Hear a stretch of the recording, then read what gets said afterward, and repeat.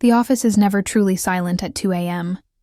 The hum of the HVAC system felt like a warning as I organized my boss's mahogany desk.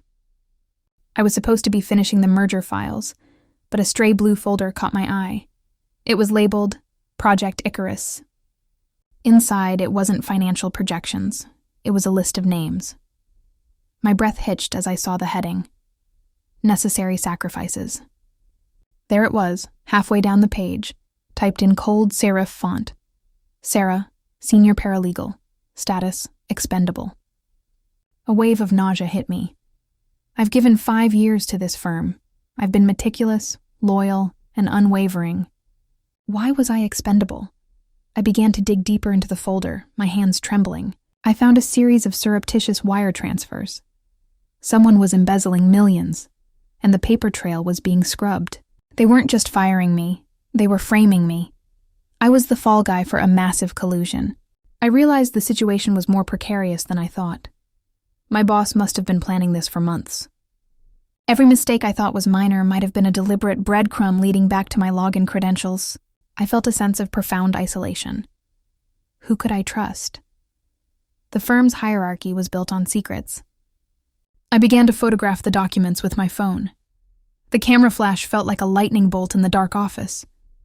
Notwithstanding the risk, I whispered to myself, I cannot let them destroy me. I found a second list.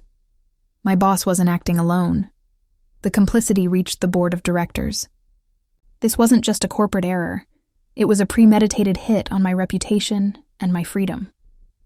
The stakes were no longer just my career. They were incriminating me in a felony. Suddenly the elevator chimed. At 2:15 a.m., no one should be here. I heard the unmistakable heavy footfalls of my boss, Mr. Sterling. The sound was ominous. I scrambled to put the blue folder back, my heart hammering against my ribs like a trapped bird.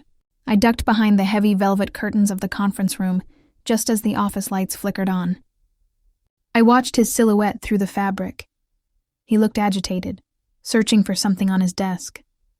He must have realized he left the folder out. If he finds me here, the fallout will be immediate. I held my breath, the silence in the room feeling stifling and heavy. He cursed under his breath, grabbed the folder, and slammed his desk drawer shut. Once the elevator doors closed again, I emerged from the shadows, drenched in a cold sweat. I had the photos. I had the leverage. But I was still in a vulnerable position. Had I stayed home tonight, I would have walked into a trap tomorrow morning. I walked out of the building into the cold night air. The city lights seemed hostile and sharp. I knew what I had to do. I wouldn't be a sacrifice. I would be the whistleblower. The morning would bring a confrontation that would shake the firm to its core. My integrity was no longer a quiet virtue. It was my only weapon in this corporate warfare. I am Sarah, and I am no longer expendable.